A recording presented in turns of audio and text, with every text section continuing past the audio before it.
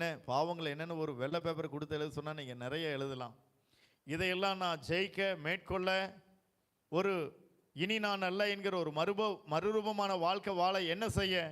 ஒரே காரியம் தான் வேதத்தில் உண்டு பாருங்க. என்ன உண்டு? இன்னும் தேவனை கெட்டிச்சேர். வேற ஒண்ணுமே இல்லை. இன்னும் தேவனை, இன்னும் தேவனை. தேவனே நான் உமதண்டையில் ஏனும் நெருங்கி சேர்வதே நாவல் பூமியில் ஏனும் நெருங்கி சேர்வதே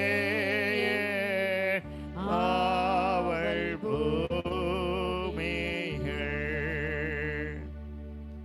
அவரை நெருங்கி போக போக, வேதத்தை நெருங்கி நீங்க ஜீவிக்க ஜீவிக்க, தேவனோடு கூட ஐக்கியமா இருக்க நீங்க பிரியம் கொள்ள, கடமைக்கு இல்லை. இன்னைக்கு ஜெபம் பண்ணியா? ஜெபம் பண்ணிட்டேன். இன்னைக்கு பைபிள் வாசிட்டியா? பைபிள் வாசிட்டேன். தாவீது சொல்லும்போது சங்கீதம் 1 சங்கீதம் 119 97 அது நாள் முழுவதும் தியானம். ஹல்லேலூயா. இரவுகளும் தியானம். வேதமும் ஜெபமும் என் பிரியமாய் இருந்தால் என் வாழ்க்கையில் குறைகள் எவ்வளோன்னு நான் லிஸ்ட்டு போட வேண்டியது. சில பீரியடில் அது என்னை விட்டு செத்து என்னை விட்டு விலகிடும்.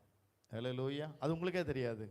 எப்போ அது செத்துச்சு, எப்போ உங்களை விட்டு விலகிச்சுன்னு உங்களுக்கே தெரியாது. நீங்கள் அதை பார்த்துட்டு இருக்க வேண்டியதில்லை. இந்த குணம் எப்போ அவரை மேற்கொள்ள எனக்கு ஏதாவது உதவி செய்யுங்க, அதை ஜெயிக்க நான் என்ன செய்யணும், நீ அதை பார்த்துட்டு இருக்க வேண்டியதில்லை. உன் கண்கள் தேவனை நோக்கி இன்னும் இன்னும் இன்னும் கிட்டி சேர்ந்தா உன் சரீரத்தில் சாக வேண்டியவைகள் தானா செத்து கீழே வந்துடும்.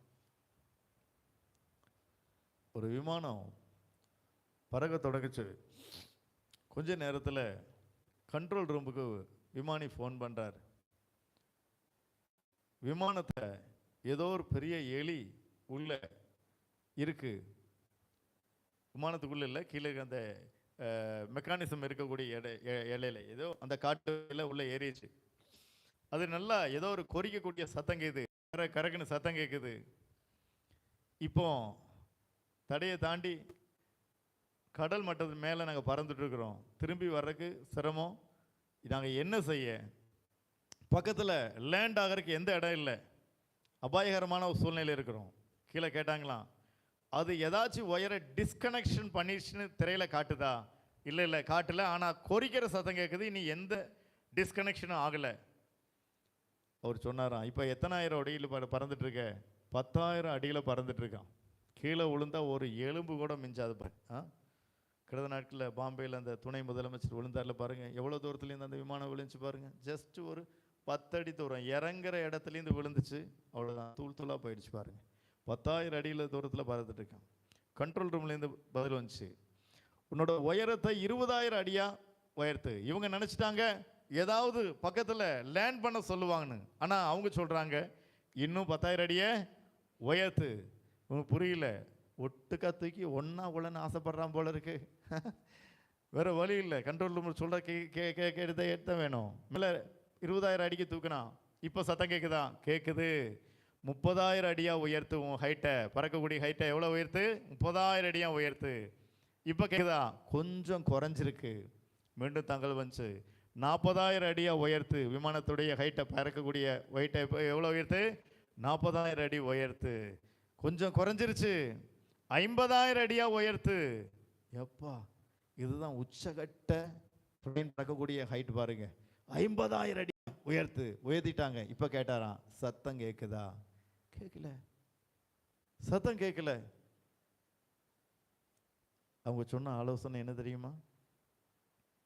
இந்த அபாயத்திலேருந்து தப்பிக்கணும் அப்படின்னா உன்னுடைய ஹைட்டை கூட்டு.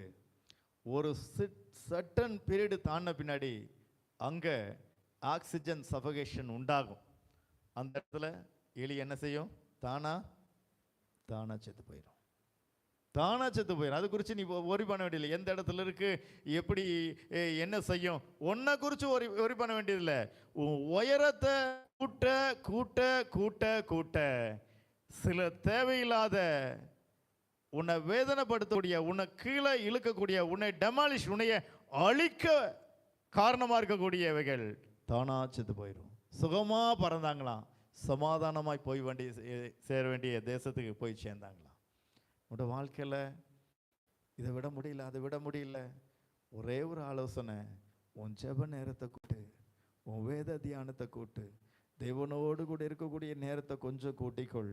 சில காரியங்கள் நம்முடைய நினைவில் கூட இராதபடி அவைகள் தானாகவே நம்முடைய ஜீவியத்திலிருந்து செத்து விழுகிறத காண்போம். ஹல்லேலூயா.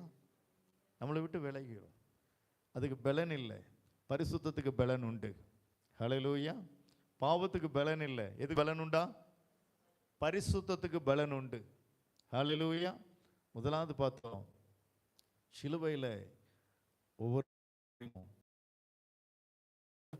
கெட்டி நெருங்கும்போது நான் எப்படி காணப்படுறேன், ஒரு மறுரூபமான அனுபவம். மூன்றாவது, யோவான் எழுதின சுவிசேஷம் 19:33